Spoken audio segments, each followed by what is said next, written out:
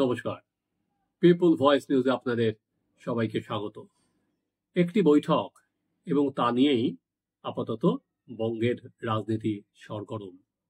গতকাল শুভেন্দু অধিকারী মিটিং করেছেন স্বরাষ্ট্রমন্ত্রী অমিত শাহ বাড়িতে গিয়ে। তো তারপর কিন্তু কি হলো বৈঠকে? এই বৈঠকে কি নিয়ে আলোচনা হলো, বঙ্গ নাকি বাংলাদেশ? শুভেন্দু অধিকারী যে এক্স হ্যান্ডেলে যে পোস্ট করেছেন সেই পোস্টটা আপনারা দেখুন আমাদের স্ক্রিনে। সেখানে কিন্তু কিছুই নেই, তিনি খালি অমিত শাহজিকে বলেছেন যে ধন্যবাদ জানিয়েছেন, তাকে তার বাড়িতে গিয়ে মিটিংয়ে উনি সুযোগ দিয়েছেন এবং তার জন্য ওয়েস্ট বেঙ্গলের কারেন্ট সিচুয়েশন নিয়ে তাদের কথা হয়েছে, এইটুকুনি এক্স হ্যান্ডেলে লেখা আছে। কিন্তু বর্তমানে যে মুহূর্ত, বর্তমান যে সময়, তাতে কিন্তু শুভেন্দু অধিকারী এবং অমিত শাহের মিটিং কিন্তু অনেকগুলো ইঙ্গিত বহন করছে। কি কি ইঙ্গিত বহন করছে চলুন আমরা সেই নিয়ে আলোচনা করি। দেখুন, বর্তমানে পশ্চিমবঙ্গে সব থেকে বিজেপির কাছে সব থেকে বড় ইস্যু যদি দেখেন সেটা হচ্ছে বাংলাদেশ। কারণ বাংলাদেশের ক্রমবর্ধমান হিন্দু বা সংখ্যালঘুদের ওপর যে নির্যাতন, সেটা নিয়ে কিন্তু শুধুমাত্র আর কি বিজেপি দল হিসাবে নয়, সেন্ট্রাল গভর্নমেন্ট কিন্তু বারবার করে দৃষ্টি আকর্ষণ করছেন।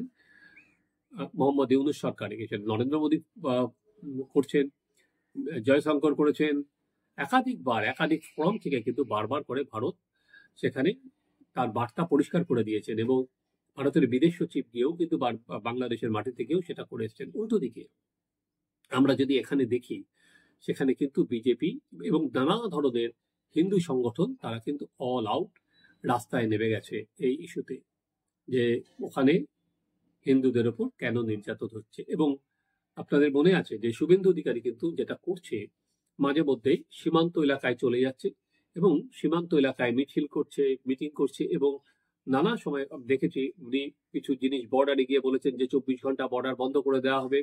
দেখুন, বর্ডারে কোনো যদি বিজেপিকে কর্মসূচি নিতে হয় এবং বিভিন্ন সীমান্ত বন্ধ করা, চেকপোস্ট বন্ধ করা, এটা কোনো সময় যে অমিত শাহর সঙ্গে কথা না বলে শুভেন্দু অধিকারী করে না, এটা আর কি বলার কোনো মানে নেই।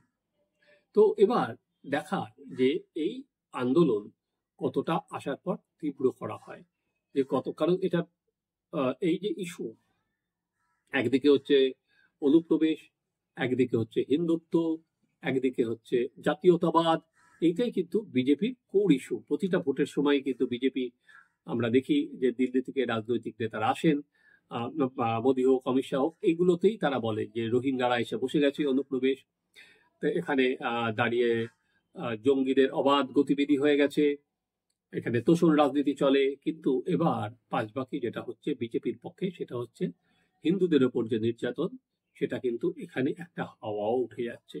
তাই জন্য বিজেপির কিন্তু যেটা দেখা গেছে, প্রথম দিকে ঢিলাঢালা থাকলেও বিজেপির কিন্তু পরের দিকে তাদের বলা যেতে পারে আর কি সমর্থক বা তারা যে সদস্য ড্রাইভ করেছিল, সদস্যতা অভিযান, সেটা কিন্তু অনেক বেড়ে যায়। এবার 1 নম্বর হচ্ছে সেটা। দ্বিতীয়ত হচ্ছে অভয়াকাণ্ড। এই অভয়াকাণ্ডে কিন্তু আজকে দেখতে পাচ্ছি বিজেপি শুভেন্দু তার বাড়িতে যাচ্ছেন, তাকে বলা হচ্ছে অল আউট সাপোর্ট দেবেন। তার বাবা মা বলছেন যে শুভেন্দু, অগ্নিমিত্রা, সজল এরা আমাদের সঙ্গে আছে। কিন্তু দিনের শেষেও কিন্তু সিবিআই নিয়ে কিন্তু বিজেপিকে কথা শুনতে হচ্ছে এবং যেটা সিপিএম এবং কংগ্রেস প্রচার করছে যে সেটিং এর ফলেও কিছু হয়নি। ফলে নিঃসন্দেহে যে অভয়া ইস্যুও কিন্তু সামনে আসবে। এর আগে আমরা যখন দেখেছিলাম অমিত শাহ যখন কলকাতায় এসেছিলেন, তার বাবা মা দেখা করতে চাননি, দেখা করতে চেয়েছিলেন অমিত শাহের সাথে, কিন্তু তিনি রাজি হননি। কারণ বিজেপির অন্দরের যেটা খবর, অমিত শাহ হয়তো ভেবেছিলেন যে যদি অভয়ের বাবা মা অমিত শাহের সঙ্গে দেখা করেন এবং পরবর্তীকালে সিবিআই এর তদন্ত নিয়ে কোনো প্রশ্ন ওঠে, তাহলে পুরোটাই ব্লেমটা দেশের স্বরাষ্ট্রমন্ত্রীর ওপর আসবে। সেই দিকে তাকিয়েই কিন্তু দেখা করেননি, সেটাই বিজেপির অন্দরের খবর। কিন্তু সেটা অমিত শাহ দেখা না করলেও এখনো কিন্তু ব্লেমটা বিজেপির ঘাড়েই আসছে, ব্লেমটা সেই সিটিং এর উপরেই হচ্ছে। তো কারণ সিবিআই এর তদন্ত কিন্তু বহু প্রশ্ন, সেটা যে কেউ না, আমি আপনি নয়, সেই প্রশ্নটা তুলে দিয়েছে কিন্তু আদালত তার রায়ের ছত্রে ছত্রে। যেমন কলকাতা পুলিশের ভূমিকা নিয়ে সমালোচনা আছে, কিন্তু সিবিআইও যে কিছু করেনি তদন্তের, কলকাতা পুলিশের তদন্তেই সিলমোহর দিয়েছে, সেই কথাটাও কিন্তু রায়ে বলা আছে। ফলে শুভেন্দুর সাথে কথায় নিশ্চয়ই আসবে। আর তো আর যে ইস্যুটার জন্য বলছি কেন সবার এই মিটিং এর দিকে নজর, বা মিটিং এ কি হলো, তার ফল কিভাবে দেখা যাবে, সেটা হচ্ছে বিজেপির দলীয় রাজনীতি। দলীয় রাজনীতি বলতে আর কিছুদিনের মধ্যে সব ঠিকঠাক থাকলে 8 দিন 15-র মধ্যে, 10 থেকে 15 দিন মধ্যে বিজেপির রাজ্য সভাপতি এখানে নতুন ভাবে হবে। এবার কে রাজ্য সভাপতি হবে, এটাই এখন সব থেকে বিজেপির কর্মীদের কাছে এটাই কিন্তু একমাত্র আগ্রহের জায়গা। অন্যান্য অনেক রাজ্যে রাজ্য সভাপতির নাম ঘোষণা হয়ে গেছে, এখানে কিন্তু এখনো রাজ্য সভাপতির নাম ঘোষণা হয়নি।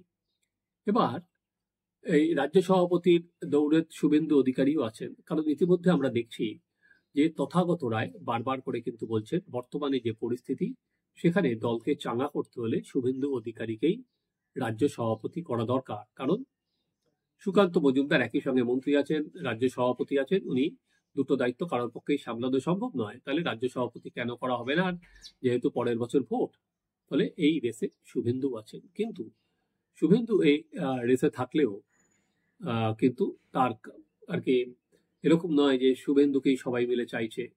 বিশেষ করে এই রাজ্য সভাপতি কে হবেন, সেখানে দাঁড়িয়ে কিন্তু বড় ভূমিকা থাকবে বা সাজেশন থাকবে, সেটা হচ্ছে আরএসএস।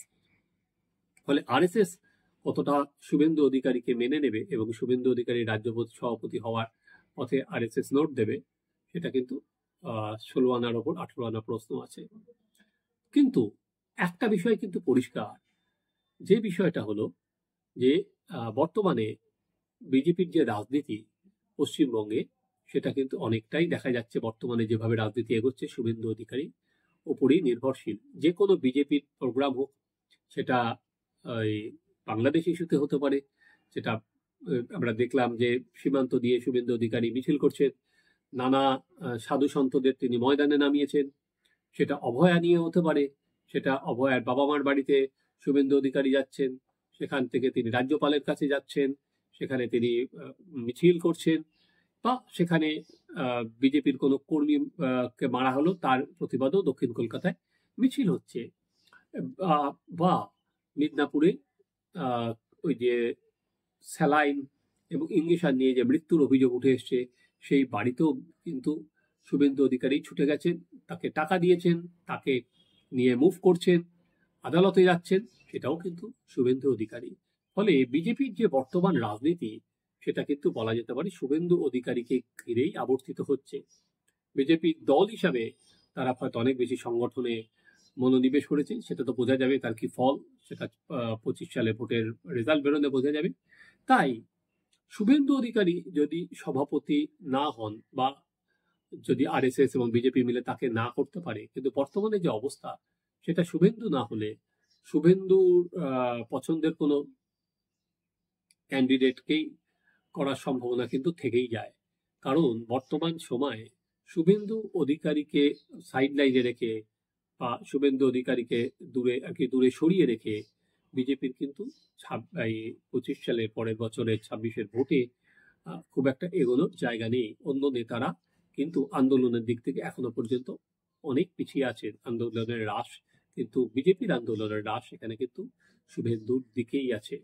ফলে যিনি সভাপতি হবেন, তার সঙ্গে শুভেন্দু অধিকারীর কেমিস্ট্রি যদি ভালো না থাকে, রসায়ন যদি ভালো না থাকে, তাহলে বিজেপি কিন্তু টিম হিসাবে উঠে আসতে পারবে না। দ্বিতীয়ত হচ্ছে বিজেপির যারা বলা যেতে পারে পুরনো কর্মী আছেন, পুরনো নেতা আছেন, যারা বসে গিয়েছেন, আমি যা খবর পাচ্ছি শুভেন্দু কিন্তু তাদের সবার সঙ্গে যোগাযোগ করেছেন। যারা বহু আর কি লোক বসে গিয়েছিলেন, যারা দিলীপ ঘোষ সভাপতি থাকার সময় ছিলেন, কিন্তু সুকান্ত মজুমদার সভাপতি হওয়ার সময় যারা বসে গিয়েছিলেন, তারা কিন্তু আবার শুভেন্দু তাদের সাথে মিটিং করেছেন এবং তারা কিন্তু আর কি হাওয়া দেখছেন, যদি সব ঠিকঠাক থাকে তারাও কিন্তু রাস্তায় নামবেন।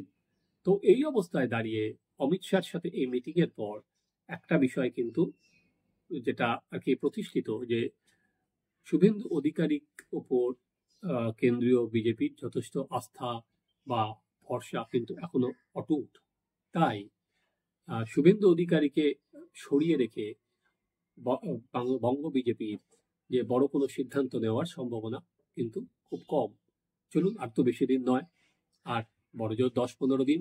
এই 10-15 দিনের মধ্যেই কিন্তু আমরা জেনে যাব বিজেপির পরবর্তী রাজ্য সভাপতি কে। আপনারা দেখতে থাকুন আমাদের চ্যানেল, আপনাদের মতামত জানান।